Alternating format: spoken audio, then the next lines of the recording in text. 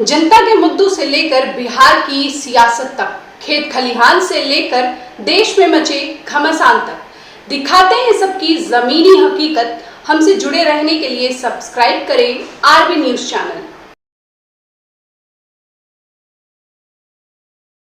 India बोल रहा media में आपका स्वागत है। नमस्कार, आप देख रहे हैं आरबी न्यूज चैनल और मैं हूं आपके साथ में आर के से। इस वक्त मैं पटना के गर्दनी बाग के उस चौक के पास में उपस्थित हूं और यहां पर माले के महासचिव दिवंगत भट्टाचार्य का आगमन हो चुका है और अपने इस अखिल भारतीय सम्मेलन को लेकर के यहाँ जो धरना प्रदर्शन दिया जा रहा है, 3 दिवसीय धरना प्रदर्शन है, वो क्या कुछ कहते हैं, उन तमाम दृश्यों को, उन तमाम बातों को मैं आपसे रूबरू कराने का प्रयास करूंगा। आप देख सकते हैं कि बिहार के हर कोने से यहाँ पर किसान भाई उपस्थित है और इससे कि यहाँ पर दिवंगत भट्टाचार्य के माध्यम से क्या कुछ किसानों को हित को लेकर के उस आवाज को, उस आंदोलन को तेज करने का प्रयास किया जा रहा। मैं एक बार पुनः आपसे बता दूं कि यह जो धरना प्रदर्शन है, यह 3 दिवसीय धरना प्रदर्शन है। अगर आप हमारे चैनल से नए हैं तो इसे सब्सक्राइब करना ना भूलें।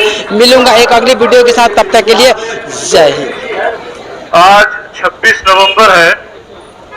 आपको मालूम है कि ये देश में हमारा संविधान दिवस है। 73 साल पहले 1949 में 26 नवंबर के ही दिन भारत का संविधान पारित हुआ था। और आज जब हम 26 नवंबर की बात करते हैं तो हमारे लिए 26 नवंबर का एक दूसरा तात्पर्य भी है।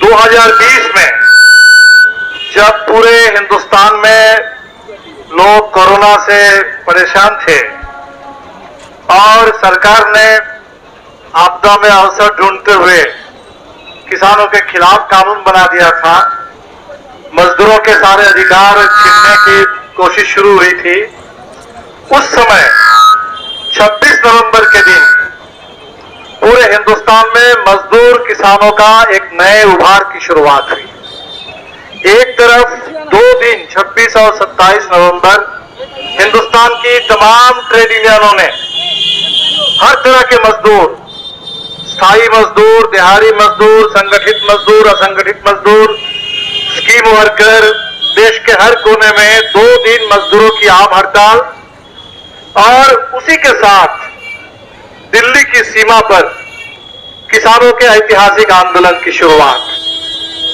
जिस आंदोलन के बारे में हम जानते हैं कि साल भर वो आंदोलन चला, लेकिन जो किसानों ने ठान लिया था कि ये कानून वापस होगा और कभी हम यहां से घर वापस जाएंगे, तो जैसे किसानों ने ठाना था, 1 साल के अंदर वो सारे तीनों कानून वापस हुए। और इसीलिए आज 26 नवंबर पूरे देश में ये दोनों ही संदर्भ में आज हम सड़क पर हैं। संविधान दिवस, संविधान हमारे आज खतरे में है। खुलेआम बात हो रही है, खुलेआम बात हो रही है। अंबेडकर के संविधान के बारे में कहा जा रहा है कि अंग्रेजों का संविधान है। देश की आजादी के 75 साल हो गए, अमृतकाल आ गया, तो अमृतकाल में अब इस संविधान की कोई आवश्यकता नहीं है। इसको खारिज करके कोई ऐसा नया संविधान बना दो ताकि इस देश में किसान मजदूरों को किसी तरह का कोई आंदोलन करने की ताकत उनके पास ना रह जाए, क्योंकि इनको ये बर्दाश्त नहीं हुआ। ये जो 3 कानून ये बना दिए थे किसानों के लिए, किसानों के नाम पर कानून तो बने थे अडानी के लिए कि पूरी खेती वो हिंदुस्तान के कुछ मुट्ठी भर पूंजीपतियों के कब्जे में चली जाएगी। ये जो 3 कानून इन्होंने बना दिया था, लेकिन इस देश में अभी भी जो बचा कुचा लोकतंत्र है, जो संविधान है, और उस संविधान के अधिकार का इस्तेमाल करते हुए किसानों ने इतनी बड़ी एकता का निर्माण किया, इतना बड़ा आंदोलन खड़ा हुआ। उस आंदोलन के समर्थन में हिंदुस्तान के नौजवान सामने आए, छात्र सामने आए, पूरे देश में महिलाएं उस आंदोलन के साथ जुड़ गई, मजदूर और किसानों की एकता बनी। और इस एकता के आगे, इस पूरे संघर्ष के आगे सरकार को झुकना पड़ा, वो कानून वापस लेने पड़े। तो ये जो दर्द है, ये जो सरकार को जबरदस्त एक चोट लगी, तो इसीलिए इन्होंने ठान लिया है कि अब आगे ये संविधान को ही खत्म कर दो ताकि इस देश में ये मजदूर किसान एकता और आंदोलन इसकी कोई संभावना ही ना रहे। ये खतरा खड़ा है हमारे संविधान के लिए। और इसीलिए आज संविधान की रक्षा के लिए पूरे देश में, इस देश के छात्र नौजवानों से लेकर मजदूर किसान, इस देश के तमाम नागरिक सड़क पर है कि हमें इस संविधान की हिफाजत करनी है।